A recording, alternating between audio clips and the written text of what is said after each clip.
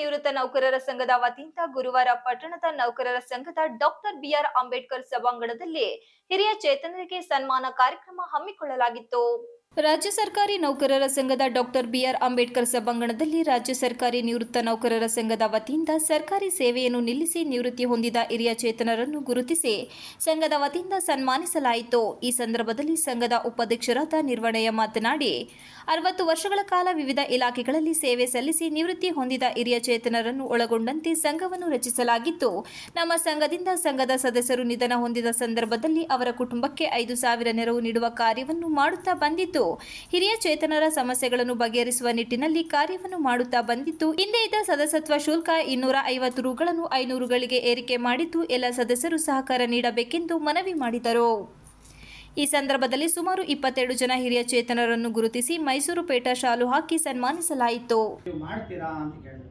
ಅಯ್ಯೋ ಸರ್, ಅಗತ್ಯವಾಗಲಿ, ನಾನು ಅನ್ನದಾನ ಮಾಡೋದು ನನ್ನ ಕರ್ತವ್ಯ, ನಾನು ಖಂಡಿತವಾಗಿ ಅನ್ನದಾನ ಮಾಡ್ತೀನಿ ಅಂತ ಹೇಳೋರು.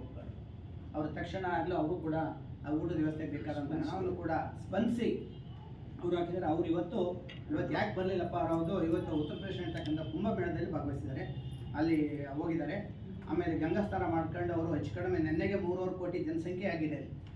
ಈಗ ಪ್ರಯಾಗ್ ರಾಜ್ಯದಲ್ಲಿ ಕಾರ್ಯಕ್ರಮ ನಡೀತಾ ಇದೆ, ಅಲ್ಲಿ ಅವರು ಭಾಗವಹಿಸಿದ್ದಾರೆ. ಅವರಿಗೆ ಭಗವಂತ ಆಯುಸ್ಸು ಆರೋಗ್ಯವನ್ನು ಕೊಟ್ಟು ಅವ್ರನ್ನ ಚೆನ್ನಾಗಿ ಕಾಪಾಡಲಿ, ಅವರಿಗೆ ಶ್ರೀಮಂತಿಕೆಯನ್ನು ಕೊಡಲಿ ಭಗವಂತ ಅಂತ ಹೇಳ್ತಾ, ಜೊತೆಗೆ ನಾವು ಇನ್ನೂ ಕೂಡ ಇಲ್ಲಿ ನಮಗೆ ಮುಖ್ಯವಾಗಿ ರಾಜ್ಯ ಸರ್ಕಾರಿ ನೌಕರರನ್ನ 3 ಜನನ ಆಹ್ವಾನಿಸಿದ್ದೀವಿ. ಇಲ್ಲಿ ಅವ್ರ ಉದ್ದೇಶ ಏನಪ್ಪ ಅಂತಂದರೆ, ಈ ಸರಿ ದುರಾದೃಷ್ಟ 2 ಗುಂಪುಗಳಾದವು ಚುನಾವಣೆ ನಡೀಬೇಕಾದ್ರೆ.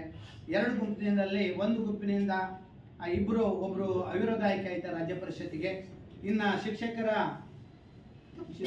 ಕ್ಷೇತ್ರದಿಂದ ಆಯ್ಕೆ ಆಗಬೇಕಾದಂಥ ಸಂದರ್ಭದಲ್ಲಿ 2 ಜಯಶೀಲರಾಗ್ತಾರೆ. ತಮ್ಮಣ್ಣ ಶೆಟ್ಟಿ ಒಂದು ಟೀಮಿಂದ ಬರ್ತಾರೆ, ಡೋರೇಶ್ ಒಂದು ಟೀಮಿಂದ ಬರ್ತಾರೆ. ಅದಾದ್ಮೇಲೆ ಏನಾಯ್ತು ಅಂದ್ರೆ, ಇವರು ಇಲ್ಲಿ ಅಧಿಕಾರ ಸ್ವೀಕಾರ ಮಾಡೋದು ತಮ್ಮಣ್ಣ ಶೆಟ್ಟಿ. ಈ ಸಂದರ್ಭದಲ್ಲಿ ಸಂಘದ ಅಧ್ಯಕ್ಷರಾದ ಮಾಳಿಗೆಗೌಡ, ಕಾರ್ಯದರ್ಶಿ ಜಗದೀಶ್, ರಂಗಕರ್ಮಿ ಪ್ರಸಾದ್ ರಕ್ಷಿದಿ, ಹಿರಿಯ ಸಲಹೆಗಾರರಾದ ದಿವಾಕರ್, ಕೃಷ್ಣಮೂರ್ತಿ ಇತರರು ಇದ್ದರು. MB Umesh, TV 46 Malenadu news, Sakleshpur.